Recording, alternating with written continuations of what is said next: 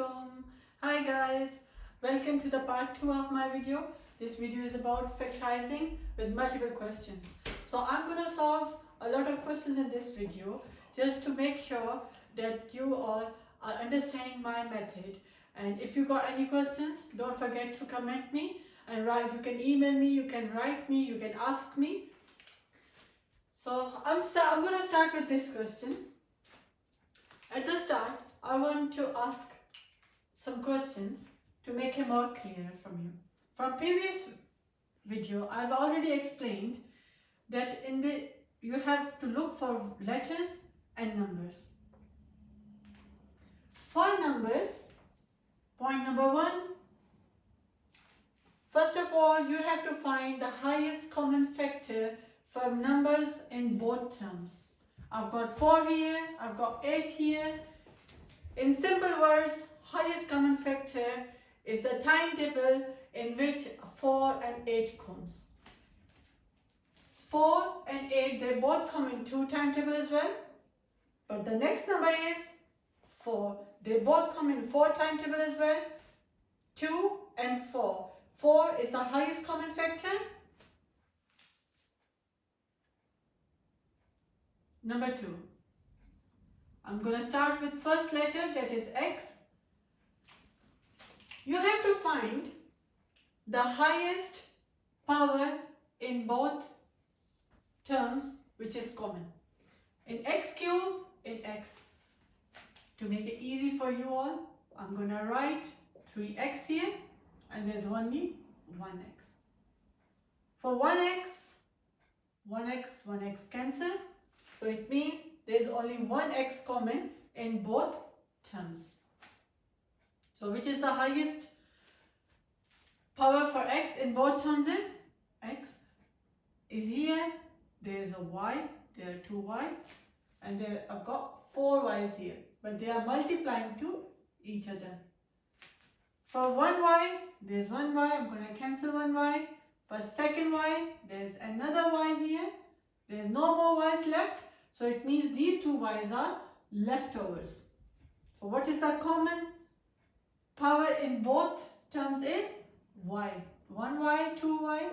So y square are common in both terms. There are 2 y squares left over. So bear in mind with these two. I'm going to start my question. What is the highest common factor in both terms? 4 and 8. 4. In x and x, what was the highest common power? There I've got x cube here, but I've got only 1x here. So 1x from here. So these two are common here. So it's coming outside. So the common terms are coming outside 1 by 1. So I've taken the highest common factor from the numbers first. First letter x cube, I've got only 1x here. So I'm writing in like this one, so x times x times x, so 3 x's are here, 1x is here, but 1x being cancelled, the leftovers I will write inside the bracket. So y square here, y4 here, for 2 y's are here, so that's why this y square is the common factor for y in both terms. Finished? Now inside the bracket, the leftover is going to go. 4 is gone outside, so nothing for 4 here. X cube from 3 x's, 1x is outside. How many left inside? 2 x's. So x square going to stay inside. There are 2 y squares, but there are 4 y squares. So 2 y squares are common. They have gone outside, so nothing left for the y here. So I'm going to move to the next term. 8. So you have to read the timetable for the numbers. Highest common factor, 4. How many times is 8? 4 times 2 is 8. In both terms, x was gone, so this x is gone as well for this x. 4 x's, 2 are gone. How many left? 2 left. So that's the answer. For these questions, I always do expand the brackets for my satisfaction at the end of the question, just to make sure that my answer is correct. So if I'm going to expand this equation, 4 times into first term, x squared. So 4 times 1 is 4. X is going with x squared. These two are multiplying, same basis. The powers are going to add. 2 plus 1, 3. Y squared. Now f, second one. 4 times 2 is 8. X, there's no x, so x is same. Y squared into y squared. Y, 4. So answer is exactly the same with the question. So it means I factorized in a way. So this is the way how you can check your answer. Because factorization is opposite of expanding the brackets.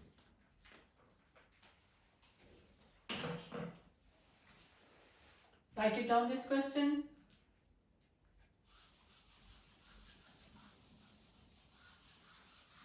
I'm going to go do another question for you.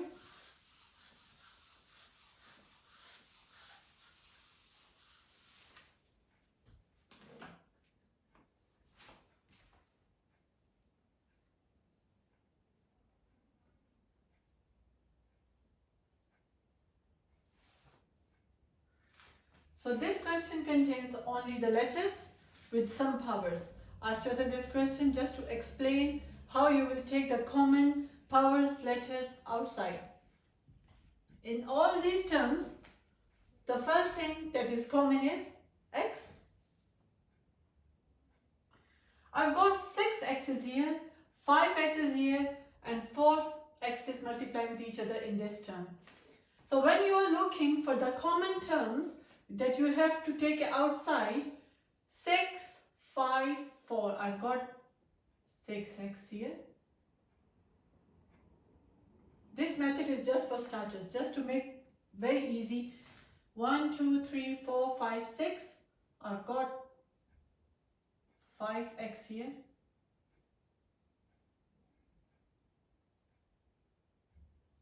Take away 4x is here.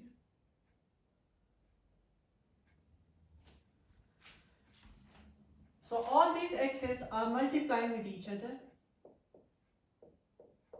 So how will you find the common power for each x is? I've got 6 here, 5 here, 4 here.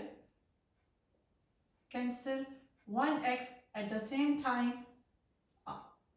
For this x, I've got x here. For this x, I've got x in 3. So how many 3? 1, 2, 3. For this x, I've got x in here.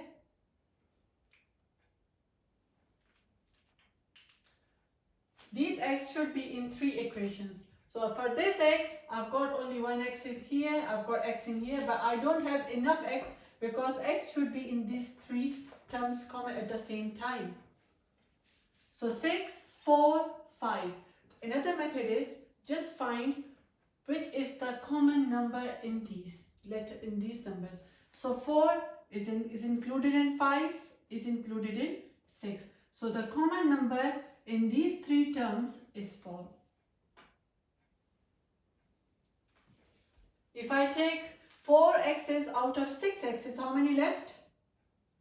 X squared, 2 x's left. Plus, if I take 4 x's out of 5 x's, how many left? 1. And this x4 is the common in all these terms. So x4 is coming out. When everything from a term is coming out, what is the leftover? We have to write 1. That's how we take the common power from each term. Don't get confused. It's very easy. You just need to make sure that you have to find the common power in each term. So 4 is coming in 5, is coming in 6. So that's why I've taken the x4 common term from these 3 terms, and these are the leftovers, and the leftovers always come in the bracket. So that's how you take the common power out from the terms.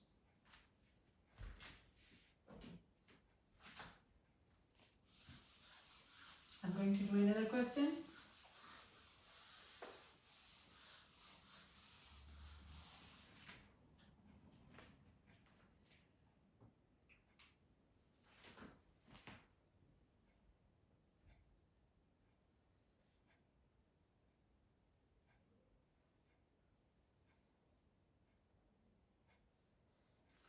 That's a little bit easy question for you. Again, you have to find, just this question is to revise the whole topic. So first of all, we have to find the common factor, highest common factor for 24 and 18, which is they come in 2 timetable as well. They come in 3 timetable as well.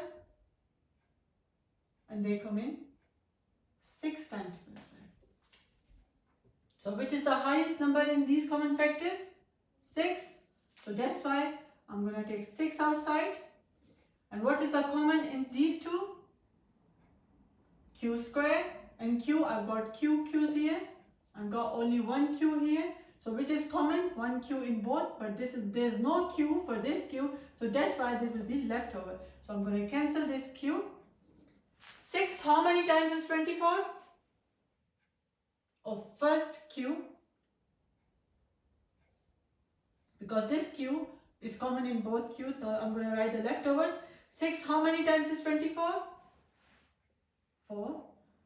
X Q square, 1 Q is gone, only 1 Q as a leftover left. Take away. 6, how many times is 18? There's only 1 Q that's been taken outside, so there's no Q left. So if you multiply again, 6 times 4 is 24. Q times Q is Q square. Take away Q times 3. 6 times 3 is 18. And Q times 1 is Q. So question is exactly same to the answer. So it means this is the correct factorization for this question. Thank you for watching my videos. I hope you understand factorization. This is a very easy topic if you will try your best. And you have to watch my videos for the better understanding of the mathematics. And don't forget to subscribe, share and like my video. Maths Made Easy.